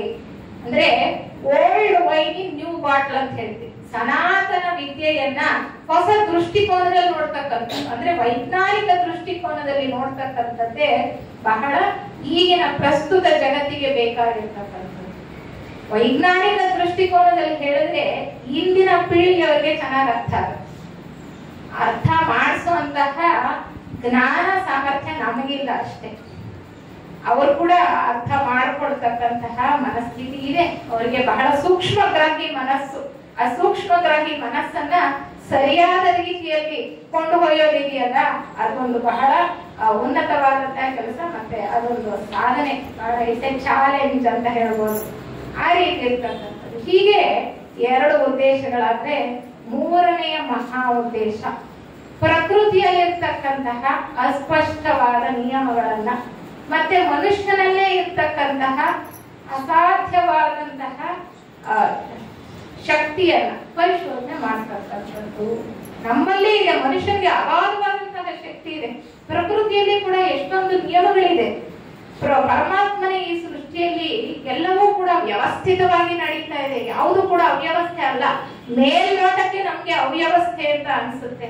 ಏನಪ್ಪ ಪಾಪ ಮಾಡ್ತಾ ಇರೋನ್ಗೆ ಬಹಳ ಚೆನ್ನಾಗಿ ಇದ್ದಾನೆ, ಪಾಪಿ ಅವನು ಎಲ್ಲ ಅಧರ್ಮ ಮಾರ್ಗದಲ್ಲಿ ನಡೀತಾ ಇದ್ದಾನೆ, ಆದ್ರೆ ಅವನಿಗೆ ಆಸ್ತಿ ಅಂತಸ್ತು ಅಷ್ಟೊಂದು ದುಡ್ಡು ಕಾಸಿದೆ, ಬಹಳ ಚೆನ್ನಾಗಿ ಬದುಕ್ತಾ ಇದ್ದಾನೆ. ಒಳ್ಳೆ ಮಾರ್ಗದಲ್ಲಿ ಹೋಗ್ತಾ ಇರೋನ್ಗೆ ಸಾಕಷ್ಟು ಅಡೆತಡೆಗಳು, ಕಷ್ಟ, ನೋವು, ದುಃಖ ಎಲ್ಲ ಬರ್ತಾ ಇದೆ. ಭಗವಂತನ ಕಣ್ಣಿಲ್ವಾ ಅಂತ ಹೇಳ್ಬಿಡ್ತೀನಿ. ಹೊರನೋಟದಲ್ಲಿ ಅವ್ಯವಸ್ಥೆ ಅಂತ ಅನ್ಸಿದ್ರು ಕೂಡ ಇದಕ್ಕೆಲ್ಲ ಕೂಡ ಒಂದು ಅರ್ಥ ಇದೆ. ಪ್ರತಿಯೊಂದು ಕೂಡ ವ್ಯವಸ್ಥಿತವಾಗಿ ನಡೀತಾ ಇದೆ. ಪ್ರಕೃತಿಯಲ್ಲಿ ಕೆಲವು ಸುಪ್ತ ನಿಯಮಗಳಿವೆ. ಯಾವುದಪ್ಪ ಅದು ಅಸ್ಪಷ್ಟವಾಗಿರೋ ಸುಪ್ತ ನಿಯಮಗಳು ಅಂದ್ರೆ ಕರ್ಮ ನಿಯಮ. ಕರ್ಮ ನಿಯಮದ ಆಧಾರದ ಮೇಲೆ ನೋಡಿ, ಪುನರ್ಜನ್ಮ ನಿಯಮ. ಈ ಮನುಷ್ಯನಿಗೆ ಇದೊಂದೇ ಜನ್ಮ ಅಲ್ಲ. ಈ ದೇಹಗಳು ಆತ್ಮನಿಗೆ ಒಂದಾದ ನಂತರ ಒಂದು ಬರ್ತಾ ಇರ್ತಕ್ಕಂಥದ್ದು. ಒಂದೊಂದು ಜನ್ಮದಲ್ಲಿ ಒಂದೊಂದು ದೇಹ. ಆದ್ರೆ ಅಲ್ಲಿ ಅನುಭವಗಳನ್ನ ಪಡ್ಕೊಳ್ತಾ ಈ ಪರಮಾತ್ಮನ ಒಂದು ಕಿಡಿಯಾಗಿರ್ತಕ್ಕಂತಹ ಆತ್ಮ ಪರಿಪೂರ್ಣತೆಯನ್ನು ಪಡ್ಕೊಳ್ಬೇಕು. ಅದಕ್ಕೆ ಅನುಭವ ಬೇಕು. ಅದಕ್ಕೆ ನಾವು ಹಿಂದೆ ಯಾವುದೋ ಜನ್ಮದಲ್ಲಿ ಮಾಡಿರ್ತಕ್ಕಂತಹ ಕೆಲಸಕ್ಕೆ ಫಲವನ್ನ ಈಗ ಅನುಭವಿಸ್ತಾ ಇರ್ಬೋದು. ಆಗ ಮಾತ್ರ ಮನುಷ್ಯನಿಗೆ ಹೌದು ಅಂತಕ್ಕಂಥ ಅಥವಾ ಅದನ್ನ ನಂಬಿ ನಾವು ನಡೆದ್ರೆ ಸುಖ ನೆಮ್ಮದಿ ಸಿಗ್ತಕ್ಕಂಥದ್ದು. ಈಗ ಮಾಡತಕ್ಕಂತಹ ಕೆಲಸಗಳು ಮುಂದೆ ನಮಗೆ ಫಲವನ್ನ ಕೊಡ್ತಕ್ಕಂಥದ್ದು. ಆದ್ರಿಂದ ನಾವು ಎಷ್ಟು ಹುಷಾರಾಗಿ ಜೀವನ ಮಾಡಬೇಕು. ಪ್ರತಿಯೊಂದು ಕೆಲಸ ಕಾಯ ವಾಚ ಮನಸ್ಸ, ಬರೀ ಸ್ಥೂಲ ದೇಹದಿಂದ ಮಾಡೋದಷ್ಟೇ ಅಲ್ಲ, ಸೂಕ್ಷ್ಮ ದೇಹಗಳು ಕೂಡ ಇದೆ ನಮಗೆ ಅನ್ನೋದು ಆಧ್ಯಾತ್ಮ ಸಾಹಿತ್ಯದಲ್ಲಿ ಚೆನ್ನಾಗಿ ಎಲ್ಲಾ ಕಡೆ ತಿಳಿಸ್ಕೊಡ್ತಕ್ಕಂಥದ್ದು. ನಮ್ಗೆ ಭಾವನೆಗಳಿಗೆ ಮನಸ್ಸಿದೆ, ಆದ್ರೆ ಕಾಣಿಸ್ತಾ ಇದೆಯಾ? ಭಾವನೆಗಳು ಕಾಣಿಸ್ತಾ ಇಲ್ಲ. ಈ ಸೂಕ್ಷ್ಮ, ಈ ಸ್ಥೂಲ ಶರೀರದ ಮೂಲಕ ವ್ಯಕ್ತವಾದಾಗ ಸ್ಥೂಲ ಶರೀರದಲ್ಲಿ ಕಾಣತಕ್ಕಂಥ ಬದಲಾವಣೆಗಳ ಮೂಲಕ ನಾವು ಆತನ ಕೋಪ ಬಂದಿದೆ, ಆತನಿಗೆ ರಾಗಭಾವಗಳಿದೆ ಅಂತ ಹೇಳ್ತೀವಿ ಹೊರತು ನಾವು ಪ್ರತ್ಯೇಕವಾಗಿ ಕೋಪ ತಾಪ ಅನ್ನುವಂಥದ್ದನ್ನ ನೋಡೋದಕ್ಕೆ ಸಾಧ್ಯವ ಇಲ್ಲ. ಹಾಗೆ ಮನಸ್ಸು ಕಾಣಿಸುತ್ತಾ ನಮಗೆ ಇಲ್ಲ. ನಮ್ಮಲ್ಲಿರೋ ಆಲೋಚನೆಗಳಿಂದ ನಮಗೆ ಮನಸ್ಸಿದೆ, ನಮಗೆ ಮನೋದೇಹ ಇದೆ ಅಂತ ಗೊತ್ತಾಗ್ತಕ್ಕಂಥದ್ದು. ಹೀಗೆ ಒಂದು ಪ್ರಕೃತಿಯಲ್ಲಿ ಅನೇಕ ನಿಯಮಗಳಿದೆ. ಮುಖ್ಯವಾಗಿ ಕರ್ಮ ನಿಯಮ. ಮಾಡತಕ್ಕಂಥ ಪ್ರತಿಯೊಂದು ಕೆಲಸಕ್ಕೂ ಅದು ಪ್ರತಿಕ್ರಿಯೆ ಇದೆ, ಪ್ರತಿಫಲ ಅನ್ನುವಂಥದ್ದು ಇದೆ. ನಾವು ಏನ್ ಮಾಡಿದ್ರು ಕೂಡ ಅದು ಮತ್ತೆ ನಮಗೆ ಬಂದು ಸೇರ್ತಕ್ಕಂಥದ್ದು. ಹೀಗೆ ಸಂಸ್ಕರಣ ನಿಯಮ, ವಿಕಾಸ ನಿಯಮ. ಈ ಜಗತ್ತಿನಲ್ಲಿ ನಾವು ಎಷ್ಟು ರೀತಿಯ ಜನರನ್ನ ನೋಡ್ತೇವೆ. ಎಲ್ಲರ ಬುದ್ಧಿಮತ್ತೆಯು ಒಂದೇ ರೀತಿ ಇದೆಯಾ? ಎಲ್ಲರ ಪ್ರಜ್ಞಾಮಟ್ಟ ಒಂದೇ ರೀತಿ ಇದೆಯಾ? ಇಲ್ಲ. ಅವರವರ ವಿಕಾಸಕ್ಕೆ ಅನುಗುಣವಾಗಿ ಅವರವರ ಯೋಚನೆಗಳು, ಭಾವನೆಗಳು, ಅವರವರ ಪ್ರಜ್ಞೆ ಎಚ್ಚೆತ್ತಿದೆ. ಅದನ್ನ ನಾವು ಚೆನ್ನಾಗಿ ತಿಳ್ಕೊಳ್ಬಹುದು. ಈ ಒಂದು ಬ್ರಹ್ಮ ವಿದ್ಯಾ ಸಮಾಜ ತಿಳಿಸ್ತಾ ಇರತಕ್ಕಂತಹ ಆತ್ಮಜ್ಞಾನದಲ್ಲಿ ಅದೆಲ್ಲವನ್ನೂ ಕೂಡ ನಾವು ಅರ್ಥೈಸ್ಕೊಂಡಾಗ ಮಾತ್ರ ನಮ್ಮ ಸಾಧನೆಯಲ್ಲಿ ನಾವು ಉನ್ನತಿಯನ್ನ ಪಡ್ಕೊಳ್ಳೋದಕ್ಕೆ ಸಾಧ್ಯ. ಮೊದಲು ಮಾನವನ ಪುನರುತ್ಥಾನ ಆಗಬೇಕು. ಪುನರುತ್ಥಾನ ಅಂದ್ರೆ ನಮ್ಮಲ್ಲೇ ಪರಿವರ್ತನೆ ಬರಬೇಕು. ಮನುಷ್ಯನಲ್ಲಿ ಬರ್ತಕ್ಕಂತಹ ಸ್ವಯಂ ಪರಿವರ್ತನೆ ಇದೆಯಲ್ಲ, ಅದು ಬಹಳ ಮುಖ್ಯ. ಆ ಸ್ವಯಂ ಪರಿವರ್ತನೆ ಬೇಕಾಗಿದೆ. ಈಗ ನಾವು ಹೊರಗಡೆ ಪ್ರಪಂಚದಲ್ಲಿ ಬೇರೆಯವ್ರನ್ನ ದೂರೋದಲ್ಲ, ಪ್ರತಿಯೊಂದಕ್ಕೂ ಕೂಡ ನಾವೇ ಕಾರಣ. ಬಹಳ ಚೆನ್ನಾಗಿ ಹೇಳ್ತಾರೆ ಬ್ರಹ್ಮಜ್ಞಾನ ಸಮಾಜದಲ್ಲಿ 3 ಸತ್ಯಗಳನ್ನ. ಆತ್ಮ ಅಮರ, ಅದೊಂದೇ ಶಾಶ್ವತ, ದೇಹ ಅಲ್ಲ ಅಂತಕ್ಕಂಥದ್ದು. ಮತ್ತೆ ನಮ್ಮ ಒಳಗಡೆ ಇರತಕ್ಕಂತಹ ಚೈತನ್ಯ ಶಕ್ತಿ ನಮ್ಮ ಒಳಗಿದೆಯಲ್ಲ, ಒಳಗೂ ಇದೆ ಹೊರಗೂ ಇದೆ. ಆದ್ರೆ ಅದನ್ನ ಮುಟ್ಟೋದಕ್ ಸಾಧ್ಯನಾ? ಮೂಸೋದಕ್ ಸಾಧ್ಯನಾ? ನೋಡೋದಕ್ ಸಾಧ್ಯನಾ? ಯಾವುದೂ ಇಲ್ಲ. ಶ್ರೀಕೃಷ್ಣ ಪರಮಾತ್ಮ ಭಗವದ್ಗೀತೆಯಲ್ಲಿ ಹೇಳಿದ್ದು ಅದೇ. ಆತ್ಮ ವಿಚಾರದಲ್ಲಿ ಹೇಳಿದ್ದೀನಿ. ಆ ಆತ್ಮ ಅಂತಕ್ಕಂಥ ತತ್ವವನ್ನ ನಾವು ಮುಟ್ಟೋದಕ್ ಸಾಧ್ಯವಿಲ್ಲ. ಅಗ್ರಾಹ್ಯ. ಅದನ್ನ ಸುಡೋದಕ್ ಸಾಧ್ಯ ಇಲ್ಲ, ಅದನ್ನ ತೋರಿಸೋದಕ್ ಸಾಧ್ಯ ಇಲ್ಲ, ಅಚಿಂತ್ಯ. ಈ ರೀತಿ ಎಂತಹ ಜ್ಞಾನ ಇದೆ ಅದನ್ನೆಲ್ಲ ನಾವು ಸಮನ್ವಯಿಸಿ ಅರ್ಥ ಮಾಡ್ಕೊಳ್ತಕ್ಕಂಥದ್ದು ಬಹಳ ಮುಖ್ಯ ಆಗಿದೆ. ಮನುಷ್ಯ ಈ ಆಧುನಿಕ ಪ್ರಪಂಚದಲ್ಲಿ ಅಧೋಗತಿಗೆ ಇಳಿದಿದ್ದಾನೆ. ಈ ವಸ್ತು ಪ್ರಪಂಚದಲ್ಲಿ, ಯಂತ್ರ ಪ್ರಪಂಚದಲ್ಲಿ, ಈ ಲೌಕಿಕ ಭೌತಿಕ ವಸ್ತು ವಿಷಯಗಳಿಂದ ಸುಖ ಸಿಗುತ್ತೆ ಅನ್ನುವಂತಹ ಭ್ರಮೆಯಲ್ಲಿ ತನ್ನ ದಾರಿಯನ್ನ ತಪ್ಪಿ ಬೇರೆ ದಾರಿಯಲ್ಲಿ ಹೋಗ್ತಾ ಬಿದ್ದು ಹೋಗಿದ್ದಾನೆ. ಆತ ಎದ್ದು ನಿಲ್ಲಬೇಕು. ಅದನ್ನೇ ನಾವು ಹೇಳೋದು ಮಾನವ ಪುನರುತ್ಥಾನ. ಉತ್ಥಾನ ಅಂದ್ರೆ ಎದ್ದೇಳು, ಜಾಗೃತ. ವಿವೇಕಾನಂದರು ಕೂಡ ಹೇಳ್ತಾರಲ್ಲ, awake arise and stop not till the goal is reach. ಜಾಗೃತ ಅಂತ ಹೇಳ್ತಾರಲ್ಲ, ಹಾಗೆ ನಾವು ಜಾಗೃತರಾಗಬೇಕಾಗಿದೆ. ಮನುಷ್ಯನಾದವನು ಉದ್ದೇಶ ಏನು? ನನ್ನ ಉದ್ದೇಶ ನಿಜವಾಗ್ಲೂ ನಾನಿಲ್ಲಿ ಹೇಗೆ ಬದುಕ್ತಾ ಇದ್ದೇನೆ, ನಾನು ಹೇಗೆ ಬದುಕಬೇಕಾಗಿದೆ, ನನ್ನ ಗಮ್ಯ ಏನು, ನಾನು ಯಾರು ಅನ್ನೋದೇ ಮೊದಲು ನನಗೆ ಗೊತ್ತಿಲ್ಲ ಅಂದ್ರೆ ನಾನು ಹೇಗೆ ಒಂದು ಸರಿಯಾದ ಉದ್ದೇಶವನ್ನ ಇಟ್ಕೊಂಡು ಈ ಪ್ರಪಂಚದಲ್ಲಿ ಬದುಕೋದಕ್ಕೆ ಸಾಧ್ಯ? ಹಾಗೆ ಅಂತಹ ಉನ್ನತವಾದಂತಹ ವಿಚಾರಗಳನ್ನ ಯಾವುದೇ ಕುಲ, ಮತ, ಲಿಂಗ, ಜಾತಿ, ವರ್ಣ ಅಲ್ಲದೆ ಬುದ್ಧಿವಂತಿಕೆ, ಶ್ರೀಮಂತ, ಬಡವ ಅಂತಕ್ಕಂತಹ ಯಾವ ಭೇದ ಭಾವ ಇಲ್ಲದಲೇ, ಯಾವ ಒಂದು ಪ್ರತ್ಯೇಕತಾ ಭಾವ ಇಲ್ಲದಲೇ ಆ ಉನ್ನತವಾದಂತಹ ವಿಚಾರವನ್ನ ತಿಳಿಸ್ತಾ ಇರ್ತಕ್ಕಂಥದ್ದು ಬ್ರಹ್ಮ ಜ್ಞಾನ ಸಮಾಜ. ಇಲ್ಲಿ ಅಗಾಧವಾಗಿದೆ ಜ್ಞಾನ. ಇಂತಹ ಉತ್ಕೃಷ್ಟವಾದಂತಹ ಉದ್ದೇಶಗಳನ್ನ ಇಟ್ಕೊಂಡು ಆ ಮಹಾತ್ಮರಿಂದ ಪ್ರಾರಂಭ ಆಗಿರ್ತಕ್ಕಂತಹ ಒಂದು ಜ್ಞಾನ ಸಂಸ್ಥೆ. ಈ ಜ್ಞಾನವನ್ನ ನಾವೆಲ್ಲ ಪಡ್ಕೊಂಡು ನಮ್ಮ ಜೀವನಕ್ಕೆ ಒಂದು ಅರ್ಥವನ್ನ ಕಲ್ಪಿಸ್ಕೊಳ್ತಾ, ಒಂದು ಘನವಾದಂತಹ ಉದ್ದೇಶವನ್ನ ಇಟ್ಕೊಳ್ತಾ, ಆ ಸಹೋದರ ಭಾವದ ಅರಿವನ್ನ ಮೂಡಿಸ್ಕೊಳ್ತಾ ಎಲ್ಲರೂ ನೆಮ್ಮದಿಯಿಂದ ಸುಖವಾಗಿ ಇರ್ತಕ್ಕಂತಹ ಪ್ರಯತ್ನವನ್ನ ನಾವು ಖಂಡಿತವಾಗ್ಲೂ ಈ ಪ್ರಸ್ತುತ ಆಧುನಿಕ ಪ್ರಪಂಚದಲ್ಲಿ ಮಾಡಲೇಬೇಕಾಗಿದೆ. ಯಾಕೆಂದ್ರೆ ಅಷ್ಟು ಅಧೋಗತಿಗೂ ಹೋಗ್ಬಿಟ್ಟಿದೆ ಅಲ್ವಾ? ನಾವೇ ಸೃಷ್ಟಿಸ್ಕೊಂಡಿರ್ತಕ್ಕಂತಹ ಈ ಪ್ರಪಂಚ ಮಾನವನ ಏಳಿಗೆಗೂ ಅವನತಿಗೂ ಅವನೇ ಕಾರಣ. ಮೂರನೇ ಒಂದು ಮಹಾಸತ್ಯ ನಮ್ಮ ಬ್ರಹ್ಮಜ್ಞಾನ ಸಮಾಜ ಹೇಳ್ತಕ್ಕಂಥದ್ದು, ನಾವು ಸೃಷ್ಟಿಸ್ಕೊಂಡಿರ್ತಕ್ಕಂತಹ ಅವ್ಯವಸ್ಥೆಗೆ ನಾವೇ ಕಾರಣ, ಮತ್ಯಾರು ಅಲ್ಲ. ಎಚ್ಚೆತ್ಕೊಳ್ಬೇಕಾದವರು ನಾವೇ, ಸರಿಯಾದ ದಾರಿ ನಡೆಯಬೇಕಾದವರು ನಾವೇ. ಅದಕ್ಕೆ ಬೇಕಾದಂತಹ ಬೆಳಕನ್ನ, ಸಾಹಿತ್ಯವನ್ನ ವಿಪುಲವಾಗಿ ಒದಗಿಸ್ಕೊಳ್ತಾ ಇದೆ ಬ್ರಹ್ಮಜ್ಞಾನ ಸಮಾಜ.